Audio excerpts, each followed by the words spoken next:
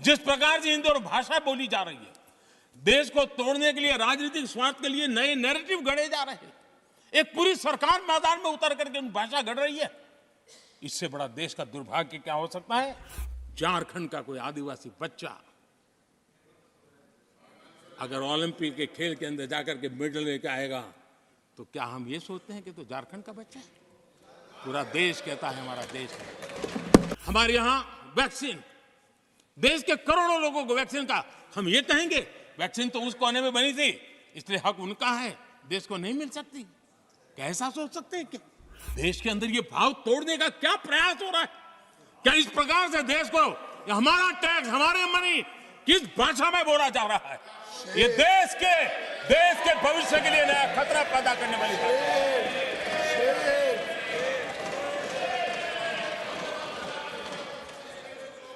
देश को तोड़ने के लिए नए नए नैरेटिव खोजना बंद कर दीजिए।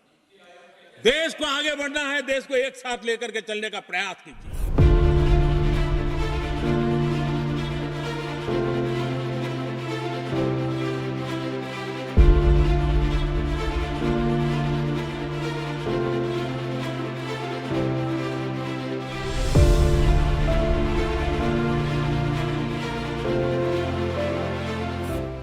सभापति जी, कोविड एक उदाहरण है। इतना बड़ा संकट आया दुनिया का, ऐसे संकट के समय राज्य के मुख्यमंत्रियों के साथ 20 बैठकें की। उस कालखंड में एक एक बात का विचार विमर्श करके साथ लेकर के, और सभी राज्यों का सहयोग, एक टीम बन करके केंद्र और राज्य ने काम किया। दुनिया जिस मुसीबत को झेल नहीं पाई, हम सब ने मिल करके, किसी एक को क्रेडिट मैं कभी नहीं दूंगा, सब ने मिल करके इस देश को बचाने के लिए जो हो सकता है, राज्यों को भी उसकी क्रेडिट लेने का पूरा अधिकार है। इस सोच में हमने काम किया। आदरणीय सभापति जी, G20 का आयोजन हम दिल्ली में कर सकते थे। हम दिल्ली में इन बड़े बड़े नेताओं के बीच रह करके सब कुछ क्या नहीं कर, पहले हुआ ही है। हमने ऐसा नहीं किया। हमने G20 का पूरा यश राज्यों को, दिल्ली में एक मीटिंग की तो राज्य में 200, एक एक राज्य को एक्सपोजर मिले दुनिया में। ये गलती से नहीं हुआ, योजना के तरीके से हुआ है। मेरे लिए किसकी सरकार है इसके आधार पर मैं देश नहीं चलाता। हम सब मिलकर के देश आगे बढ़ाना चाहते हैं, इस भूमिका से काम किया है। आदरणीय सभापति, हमारे देश में विदेश के मेहमान आते थे तो मेरे आने के बाद आ रहे था, थोड़ा पहले भी आते थे। आज विदेशी मेहमान आते हैं तो मेरा आग्रह रहता है कि आपको एक दिन किसी राज्य में जाना चाहिए।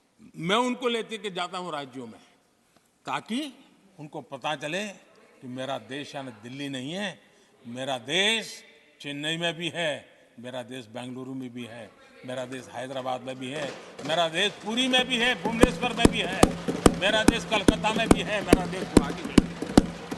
पूरे दुनिया को मेरे देश के हर कोने का एक्सपोजर मिले, इसके लिए हम कोशिश करते हैं। वहां की सरकार का सहयोग असहयोग इसके तराजू पर नहीं तोड़ते।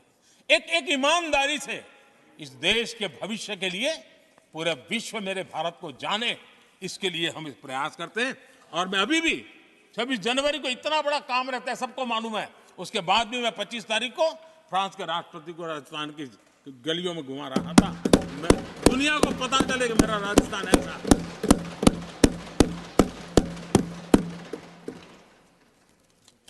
आदरणीय सभापति जी, हमने एक बहुत बड़ा कार्यक्रम लिया जिसकी विश्व में एक मॉडल के रूप में चर्चा हो रही है, एस्पिरेशनल डिस्ट्रिक्ट। एस्पिरेशनल डिस्ट्रिक्ट की जो सफलता है ना, उसमें 80% भूमिका मेरे राज्यों के सहयोग की है। राज्यों ने जो सहयोग किया है, उन्होंने एस्पिरेशनल डिस्ट्रिक्ट की मेरी भावना को समझा है। आज उस एस्पिरेशनल डिस्ट्रिक्ट को आगे बढ़ाने के लिए 80% ताकत राज्यों से मिल रही है, डिस्ट्रिक्ट लेवल के अफसरों से मिल रही है।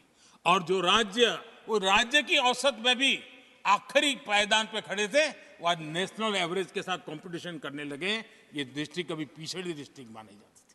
ये सबका सहयोग से हो रहा है और इसलिए हमारे कार्यक्रमों की रचना ही सबको साथ लेकर के चलने की है और मिल करके देश के भविष्य को बनाने की है।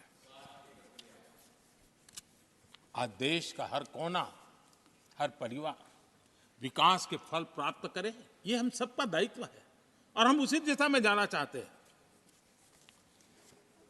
हम हर राज्य को उसका पूरा हक भी देना चाहते हैं, लेकिन मैं आज एक अहम मुद्दे पर मेरी पीड़ा व्यक्त करना चाहूंगा। आदरणीय सभापति जी,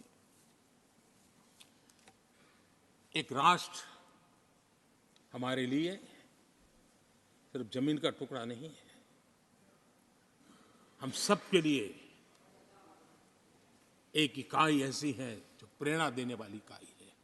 जैसे शरीर होता है, शरीर में जैसे अंगांगी भाव होता है, अगर पैर में कांटा लगे तो पैर ये नहीं कहता है, हाथ कभी नहीं सोचता है कि मुझे क्या, पैर को कांटा लगा है, पैर पैर का काम करेगा। पल भर में हाथ पैर के पास पहुंच जाता है, कांटा निकालता है।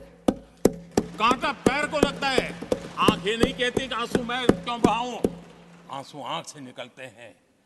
हिंदुस्तान के किसी भी कोने में दर्द हो तो पीड़ा सबको होनी चाहिए। अगर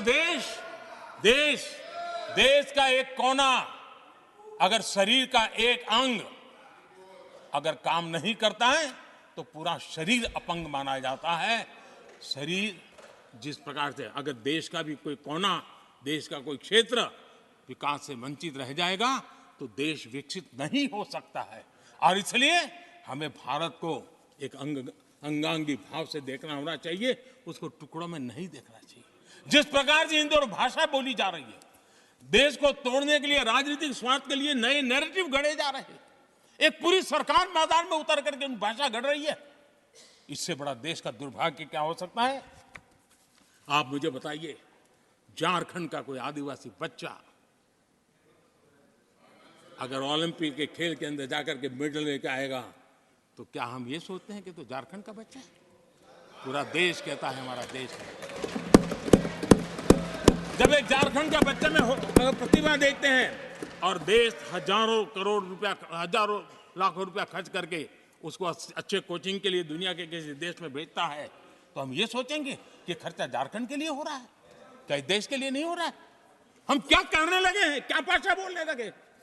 इस देश का गौरव, हमारे यहां वैक्सीन, देश के करोड़ों लोगों को वैक्सीन का, हम ये कहेंगे वैक्सीन तो उस कोने में बनी थी इसलिए हक उनका है, देश को नहीं मिल सकती? कैसा सोच सकते हैं? क्या वैक्सीन उस शहर में बनी थी इसलिए देश के और भागों को इसका लाभ नहीं मिलेगा? ये सोचेंगे क्या? क्या सोच बन गई है? और एक राष्ट्रीय दल के अंदर से ऐसे विचार है, ये बहुत बहुत दुखद की बात है। मैं पूछना चाहता हूं आदरणीय सभापति जी, क्या अगर हिमालय कल कहना शुरू कर दें, हिमालय कल बोलना शुरू कर दें कि नदियां मेरे यहां से बहती हैं, मैं तुम्हें पानी नहीं देने दूंगा, पानी का अधिकार मेरा है, देश का क्या होगा? देश कहां जाकर के रुकेगा? अगर जिन राज्यों में कोयला है वो कह दें कोयला नहीं मिलेगा, ये हमारी संपत्ति है, जाओ तुम अंधेरे में गुजारा करो, देश कैसे चलेगा? आदरणीय सभापति जी, ऑक्सीजन, कोविड के समय हमारे यहां ऑक्सीजन की संभावनाएं, पूर्वी कार्य में जो उद्योग है उसके साथ देश के पूरे देश को ऑक्सीजन की जरूरत थी।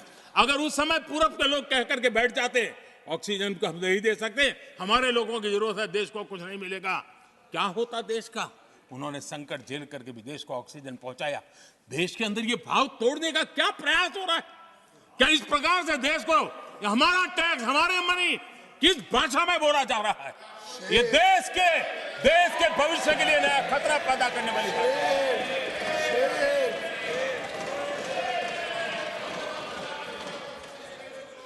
देश को तोड़ने के लिए नए नए नैरेटिव खोजना बंद कर दीजिए। देश को आगे बढ़ना है, देश को एक साथ लेकर के चलने का प्रयास कीजिए।